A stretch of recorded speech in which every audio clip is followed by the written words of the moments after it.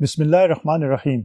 अस्सलाम वालेकुम स्टूडेंट्स, मेरा नाम इमरान अहमद है और मैं आपका कंप्यूटर साइंस का टीचर हूँ।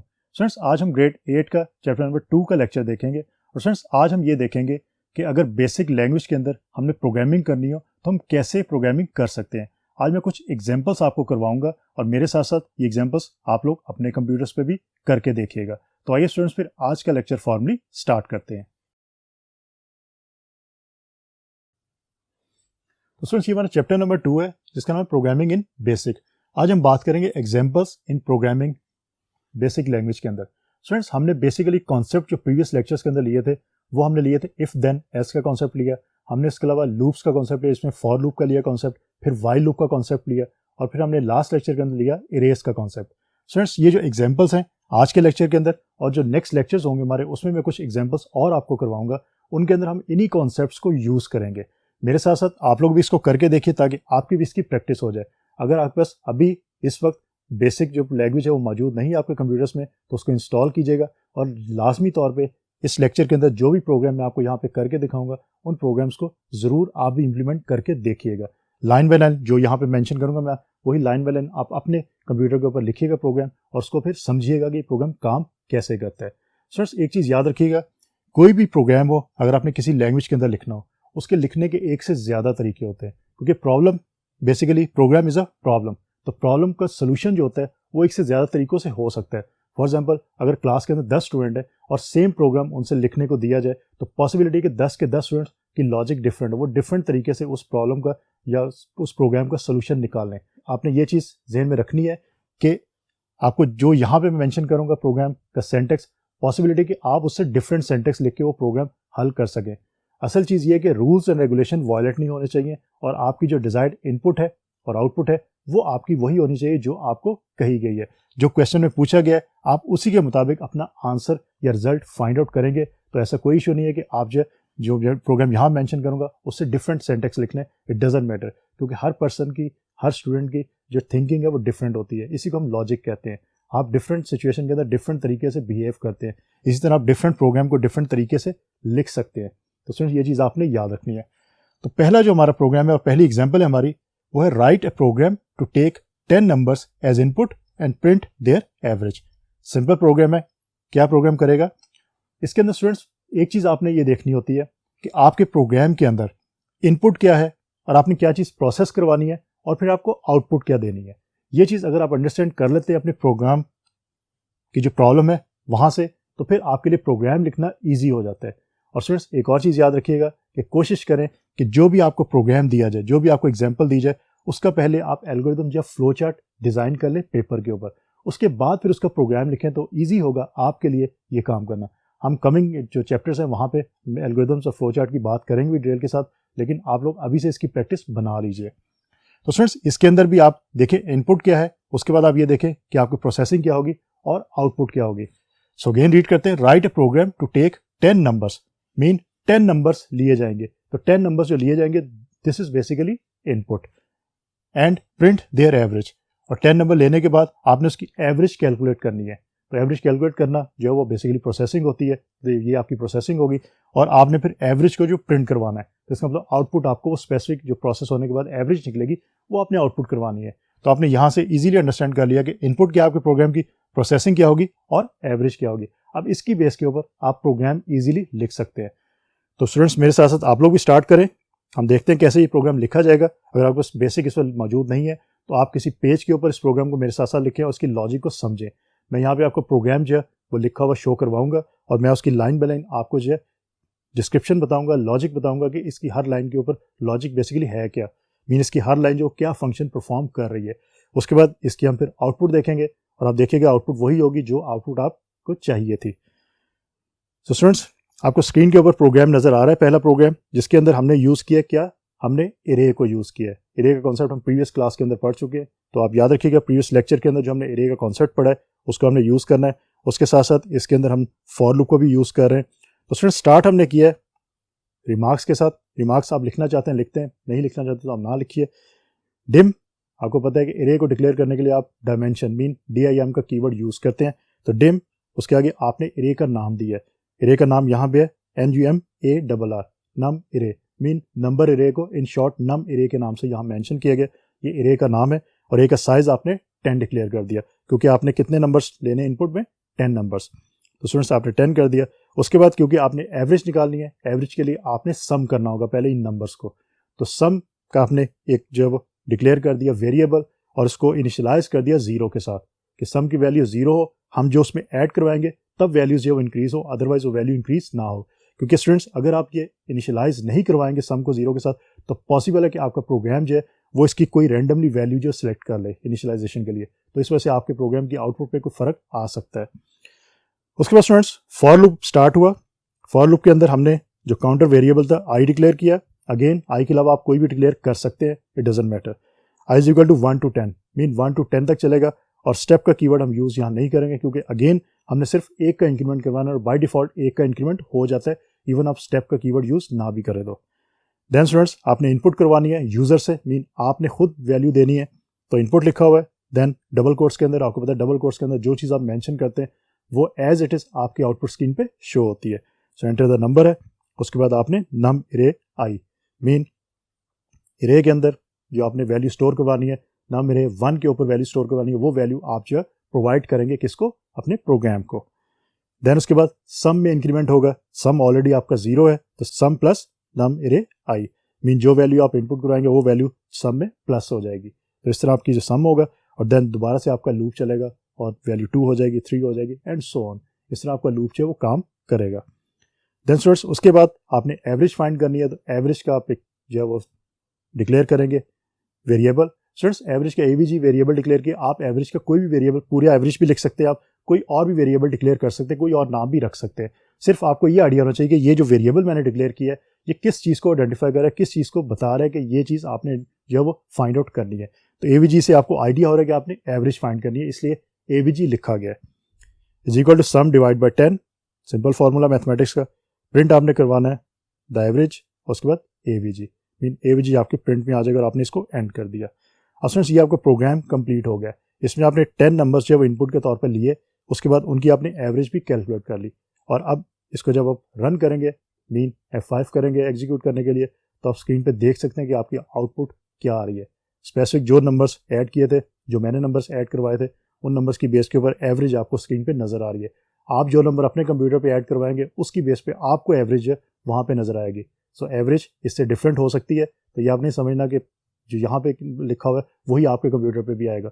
आपके कंप्यूटर वो नंबर्स होंगे, उन नंबर्स की बेस पे एवरेज आएगी जो आपने इनपुट किए होंगे। तो स्टूडेंट्स इस तरह आपका ये प्रोग्राम जो है अपनी आउटपुट दे सकता है। तो इसकी लॉजिक को आपने समझना है कि लॉजिक को किस तरह आपने यूज़ करना है। स्टूडेंट्स इस लॉजिक को डिफरेंट तरीके से कीजिए, अपनी लॉजिक को यूज़ करें, इसमें इरेज को यूज़ ना करके देखें, फिर देखें काम होता है कि नहीं। इसमें फॉर लूप की बजाय वाइल लूप को यूज़ करके देखें कि काम होता है कि नहीं, और फिर आपको अंडरस्टैंड होगा कि ये चीज़ें काम कैसे करती हैं। तो कॉन्सेप्ट क्लियर करने के लिए आपको इन एग्जाम्पल्स को इम्प्लीमेंट करके बार बार देखना पड़ता है। अब स्टूडेंट बात करते हैं कि सेकंड एग्जाम्पल की तरफ। Write a program to print the squares of each of the first 10 even numbers 1 by 1। Again आपने प्रोग्राम कौन सा टाइप करना है जो प्रिंट करेगा squares of each of the first 10 even numbers. सबसे पहले तो आपने इवन नंबर्स फाइंड करने हैं, उसके बाद आपने जो फर्स्ट 10 इवन नंबर्स हैं उनका स्क्वायर फाइंड करके वो आपने आउटपुट में शो करना है। तो फ्रेंड्स बेसिकली ये प्रोग्राम आपका ये काम करेगा। प्रोग्राम को पहले समझना है, इसको आप कॉपी के ऊपर अलहदा लिख लीजिए कि क्या आपने करना है। इसमें इनपुट आइडेंटिफाई करें, प्रोसेसिंग आइडेंटिफाई करें और आउटपुट आइडेंटिफाई करें। उसकी बेस पे फिर आप इसको कोड लिखना शुरू करें। तो फ्रेंड्स स्क्रीन पे आपको नजर आ रहा है कि हमने स्टार्ट किया जी। लेट हम कहते हैं even is equal to 2। Even का हमने एक जो वेरिएबल डिक्लेयर कर लिया, उसको हमने 2 से जो है इनिशियलाइज कर दिया। देन हमने लेट काउंटर का एक वेरिएबल डिक्लेयर किया, उसको हमने 0 से जो है वो रिप्रेजेंट कर दिया। उसके बाद स्टूडेंट्स इसके अंदर हमने वाइल लूप को यूज़ किया है। आप लोग चेंज करके फॉर लूप को यूज़ करके देखेंगे फॉर लूप इसके अंदर काम कर सकता है या नहीं कर सकता। सो वाइल लूप यहाँ पे यूज़ है। वाइल लूप पे हमने ये किया कि counter is less then 10 mean 10 से हमने काउंटर को लेस रखना है, क्योंकि हमें फर्स्ट 10 इवन नंबर चाहिए, हमने उससे एक्सीड नहीं करना। देन उसके बाद प्रिंट की कमांड हमने यूज़ किया और हमने लिखा square of, as it is आपका लिखा जाए क्योंकि डबल कोट्स में है।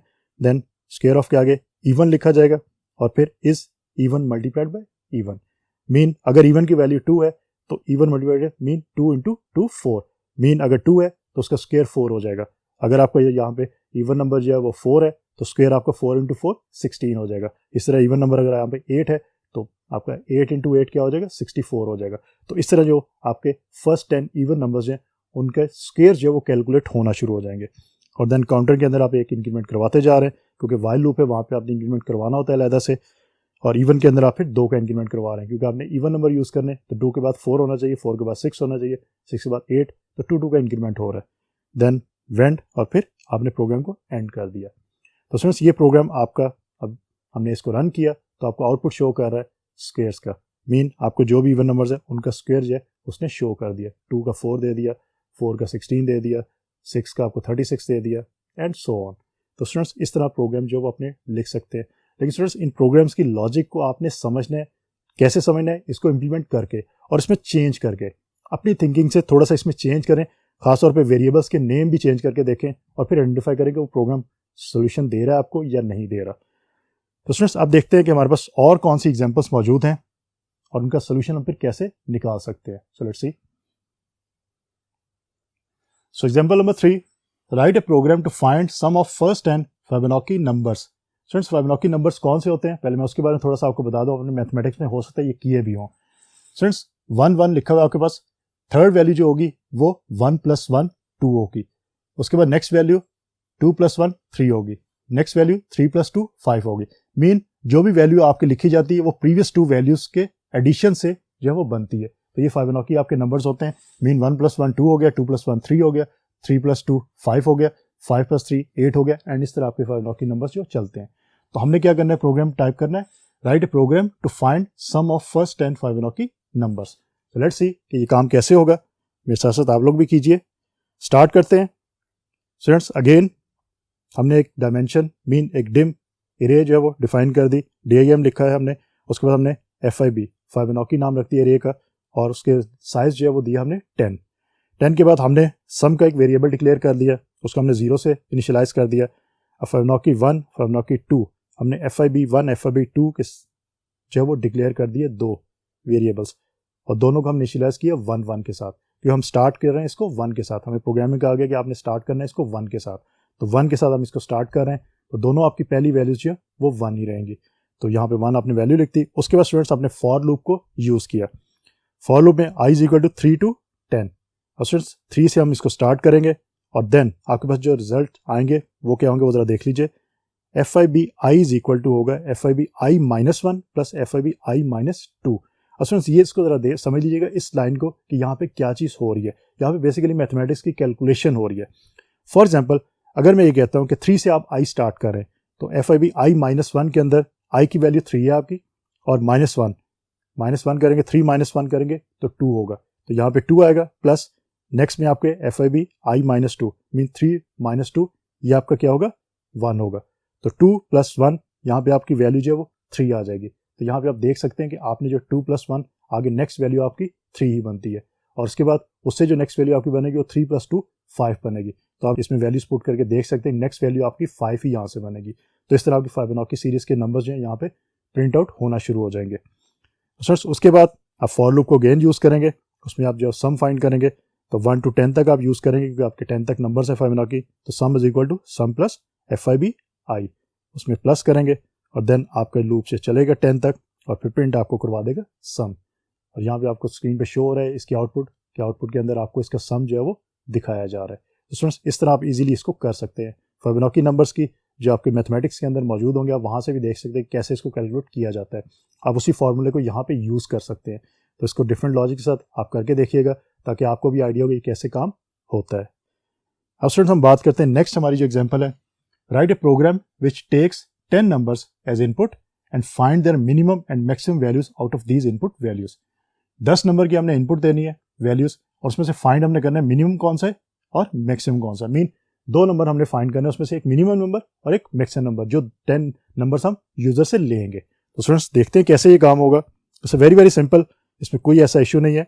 स्टार्ट करेंगे इनपुट से, प्रोग्राम आपको यहाँ पे लिखा नजर आ रहा है। हम स्टार्ट करेंगे फर्स्ट लाइन से, इनपुट से एंटर किया नंबर, और हमने डिक्लेयर कर दिया एक वेरिएबल नम के नाम से, जो नंबर को रिप्रेजेंट करेगा। उसके बाद हमने लेट मिनिमम = नंबर के इक्वल किया, और मैक्सिमम को भी नंबर के इक्वलेंट कर दिया। मीन NUM को जो वेरिएबल डिक्लेयर किया उसके इक्वलेंट कर दिया। अब हम आगे बात करते हैं कि फॉर लूप हम चलाएंगे 1 से लेके 9 तक।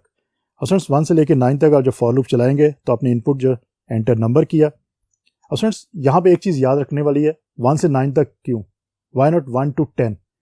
उसकी रीज़न ये है, आप लोगों को खुद भी सोचना चाहिए, मैं भी आपको बता देता हूँ, मेरे बताने से पहले आपने सोच लिया, इट्स वेल एंड गुड, फिर उसको देख लीजिएगा कि आपने सही सोचा या गलत। 1 to 9 तक इसलिए कि हमने स्टार्ट में प्रोग्राम के इनपुट एक वैल्यू करवा दी हुई है।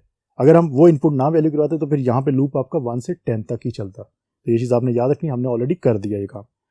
सो इनपुट नंबर नम, और फिर इफ़ की कंडीशन यूज़ होगी, if number is greater than maximum, कि मैक्सिमम जो वैल्यू ऑलरेडी मौजूद है उससे अगर ग्रेटर है तो क्या होगा, then maximum is equal to number के बराबर हो जाएगा। Else if number is less than minimum, then minimum जो है वो नंबर हो जाएगा। मीन यहाँ पे दोनों जगहों पे आपके मैक्सिमम और मिनिमम नंबर कैलकुलेट हो रहे हैं, और ये हर दफ़ा होंगे जब तक आप ये तमाम वैल्यूज जो है वो इसको पास आउट नहीं कर देंगे, तब तक ये काम होता रहेगा। उसके बाद स्टूडेंट्स एंड इफ हो गया, नेक्स्ट आई हो गया, then print the maximum is, maximum value print हो जाएगी और मिनिमम भी आपकी प्रिंट हो जाएगी। और ये चीज़ें आपकी जो है वो आपके आउटपुट पे आपको स्क्रीन पे शो हो जाएंगी। जिस तरह आप स्क्रीन पे देख भी नहीं, जब हमने इसको आउटपुट कर दी, तो आपको शो कर दी, मैंने एग्जीक्यूट कर दिया इसको, तो आपको स्क्रीन पे शो हो रहा है कि मैक्सिमम वैल्यूज़ और मिनिमम वैल्यूज़ जो है आपकी 10 वैल्यू में से जो भी है वो आपको शो हो रही हैं। तो स्टूडेंट्स इस तरह आप ये काम कर सकते हैं।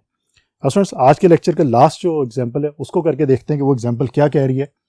Right a program to check how many numbers from the sequence 1 to 3 and so on we have to add to just equal or exceed the sum of 60, कि sum of 60 से exceed ना करें। अगर इनको हम प्लस करते हैं तो कहाँ तक हम प्लस करें कि sum of 60 जो है उससे exceed ना हो वैल्यूज। तो ये चीज़ आपने फाइंड आउट करनी है कि इसको हम कैसे करेंगे। तो स्टूडेंट्स करके देखते हैं। यहाँ पे आपको प्रोग्राम शो हो रहा है, उसमें सम आपने फाइंड करना है, तो सम का एक वेरिएबल डिक्लेयर कर लिया, 0 से उसको आपने इनिशियलाइज कर दिया, नंबर को आपने 1 से इनिशियलाइज कर दिया, और फ्लैग को, फ्लैग बेसिकली हम इसलिए यूज़ करते हैं वेरिएबल, आप इसको कोई और भी यूज़ कर सकते हैं, डजेंट मैटर। फ्लैग को इनफैक्ट इसलिए यूज़ किया कि अगर आपके 60 से एक्सीड कर जाता है तो ओके हो, नहीं एक्सीड करता तो ओके ना हो।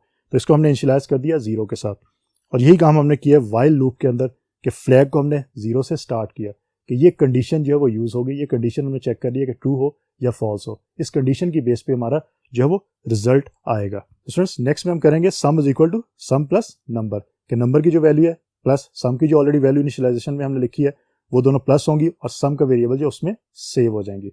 देन हम इफ की कंडीशन को यूज करेंगे, if sum is greater equal to 60 then flag is equal to 1, mean greater और इक्वल टू 60 हो तो वहां पे आपने स्टॉप कर देना है, and if number is equal to number plus 1 हो जाएगा।